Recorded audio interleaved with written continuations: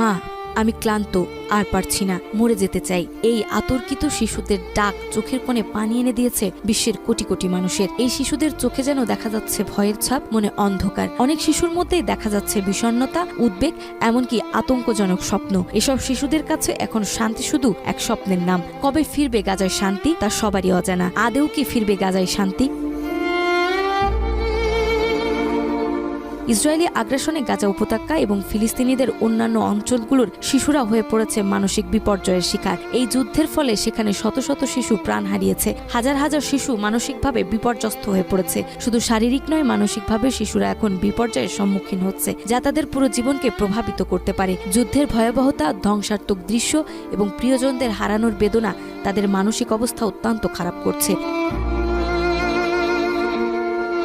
বিশেষজ্ঞরা বলছেন, এই যুদ্ধের প্রভাবে শিশুদের মানসিক স্বাস্থ্য দীর্ঘকালীন ক্ষতির সম্মুখীন হতে পারে। আঘাতপ্রাপ্ত শিশুরা সহিংসতা, যন্ত্রণা এবং অনিশ্চয়তার মধ্যে দিন কাটাচ্ছে, যার ফলে তাদের মানসিক উন্নয়ন বাধাগ্রস্ত হচ্ছে। মানসিক স্বাস্থ্য বিশেষজ্ঞরা জানান, শিশুরা যখন ভয়াবহ পরিস্থিতির মুখোমুখি হয় তখন তাদের মস্তিষ্কে গভীর আঘাত লাগে। তারা মানসিকভাবে সংকুচিত হয়ে পড়ে, আত্মবিশ্বাস হারিয়ে ফেলে এবং শারীরিক ও মানসিক সমস্যায় আক্রান্ত হয়।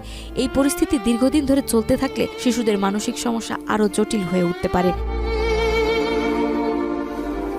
এখানকার শিশুরা ব্রাশ দিয়ে চুল আঁচড়ানোর জন্য কান্না করে খুঁজছে আর বলছে, আমার একটা চুলও অবশিষ্ট নেই। তাদের মন ভীষণ খারাপ। তারা আয়না ধরে থাকে, কারণ তারা তাদের চুল আঁচড়াতে চায়। অনেক শিশুর মধ্যে দেখা যাচ্ছে মানসিক অবস্থার মারাত্মক অবনতি। নার্ভাস শক বা মানসিক আঘাতের কারণে অ্যালোপেসিয়া নামে একটি রোগ দেখা দিয়েছে। গাজার শিশুদের মানসিক আঘাতের কথা জানাতে অঙ্কন থেরাপি নামে পরিচিত থেরাপি দেওয়া হচ্ছে। এর মাধ্যমে শিশুদের অনুভূতিগুলো অমৌখিকভাবে প্রকাশ করার সুযোগ দেওয়া হয়। গাজায় হাজারো শিশু যুদ্ধের বিভীষিকায় এবং এর ফলে সৃষ্ট মানসিক চাপের কারণে অনেক শিশু এখনও তাদের শৈশব হারিয়ে ফেলছে। নাজমা, মাই টিভি।